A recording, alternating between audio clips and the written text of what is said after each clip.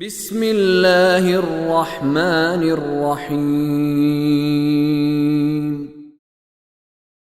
يا أيها الذين آمنوا إذا قمتم إلى الصلاة فاغسلوا وجوهكم وأيديكم إلى المرافق وامسحوا برؤوسكم وأرجلكم إلى الكعبين وإن كنتم جنبا فاطهروا وإن كنتم مرضى أو على سفر أو جاء أحد منكم من الغائط أو لامستم النساء فلم تجدوا ماء فتيمموا صعيدا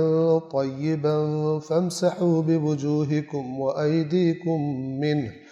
ما يريد الله ليجعل عليكم من حرج ولكن يريد ليطهركم وليتم نعمته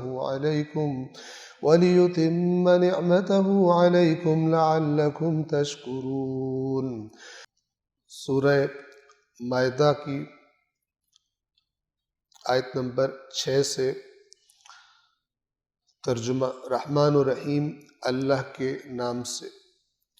یا ایہا الذین آمنوا، اے وہ لوگو جو ایمان لائے ہو،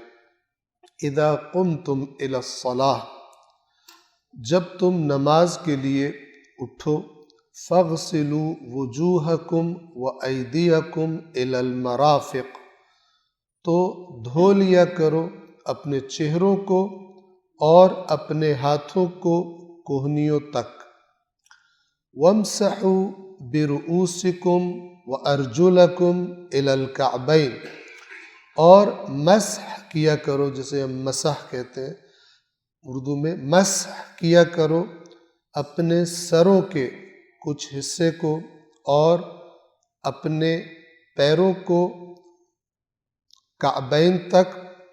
کعبین یعنی ٹخنے، وہ جو پیروں کے اوپر ابھری ہوئی جگہ ہوتی۔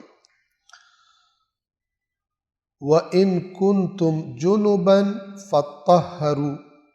اور اگر تم جنب ہو، حالت جنابت میں ہو، فَطَّهَّرُوا، تو طہارت حاصل کر لیا کرو۔ اور یہاں پر مراد کیا ہے کہ غسل کیا کرو، اس لیے کہ پہلا طریقہ وضو کا بیان ہوا ہے، اور پھر خدا فرما رہا ہے کہ اگر حالت جنابت ہو تو پھر یعنی جب بھی نماز کے لیے اٹھنا ہے تو وضو کرنا ہے، اور اگر حالت جنابت ہے تو پھر غسل کرنا ہے۔ وَإِن كُنتُم مَرْضَىٰ، مرضى مریض کی جمع ہے، اور اگر تم مریض ہو، او علی سفر، یا سفر میں ہو، او جاء احد منکم من الغائط، یا تم میں سے کسی کو رفع حاجت پیش آ جائے، او لامستم النساء، یا تم نے عورتوں سے قریبی کی ہو۔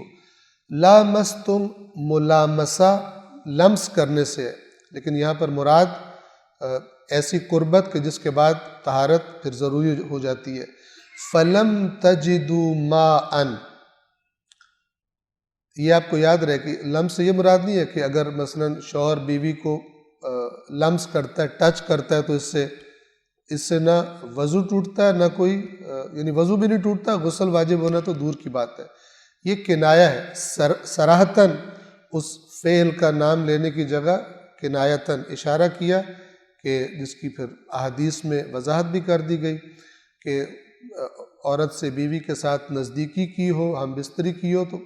اس صورت میں اگر پانی نہ ملے، چونکہ اسی صورت میں وضو ٹوٹتا ہے اور غسل واجب ہوتا ہے۔ فَلَمْ تَجِدُوا مَاءً، اور تمہیں پانی نہ ملے،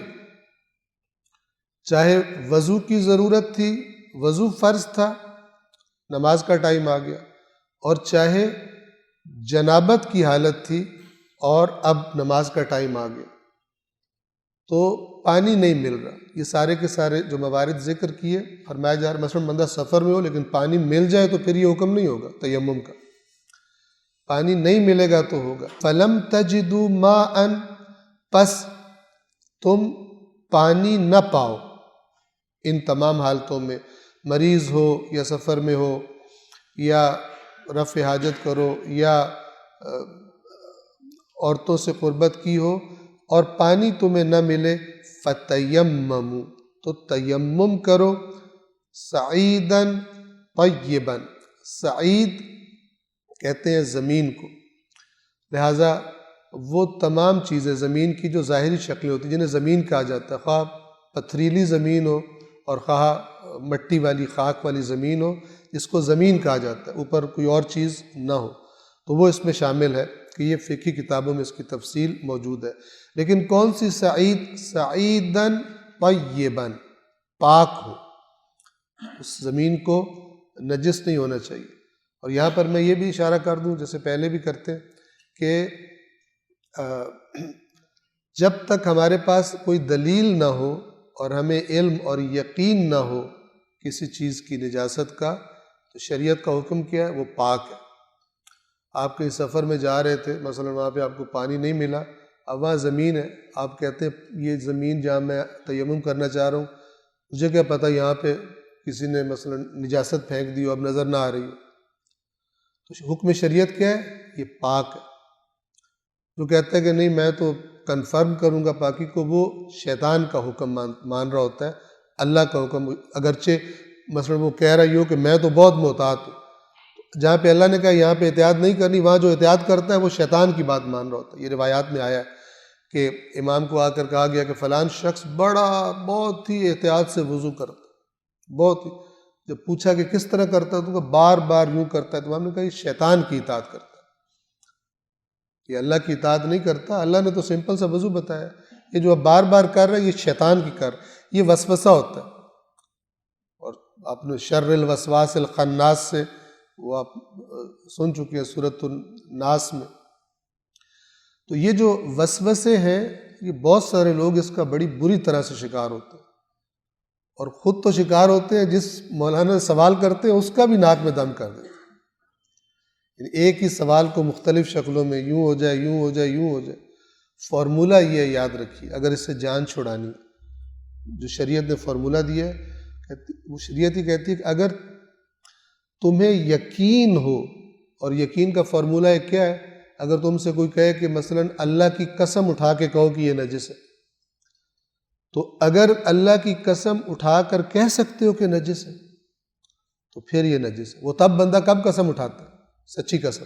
جب اسے پورا کنفرم ہو۔ آپ کو پتہ ہے عام معاملات میں اگر انسان کو شک ہو، کہتا ہے میں قسم نہیں اٹھاتا، ہو سکتا ہے نا، مجھے گمان ہے لیکن یقین نہیں ہے، قسم تب اٹھاؤں گا جب یقین ہو۔ اس فارمولے سے یہ وسوسے کی بیماری سے جان چھوٹ سکتی ہے اگر کوئی چھڑوانا چاہے پختہ ارادہ کر، کیونکہ خدا کا حکم یہ ہے، لیکن اس کا اندر جو وہ سسٹم تھوڑا سا ایکسٹرا ایکٹیویٹ ہو گیا ہوتا ہے، احتیاط کرنے کا ایکسٹرا، وہ اس کی ضرورت نہیں ہوتی، غیر ضروری ہوتا ہے، تو وہ اگر اس کی بات مانتا رہے تو پھر یہ آہستہ آہستہ اتنی بڑھتی رہتی ہے کہ اس کو ساری دنیا نجس لگتی ہے۔ توجہ فرما رہے ہیں؟ صلوات پڑھیں محمد وآل محمد۔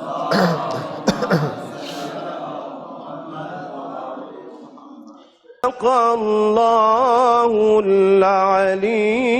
العظیم۔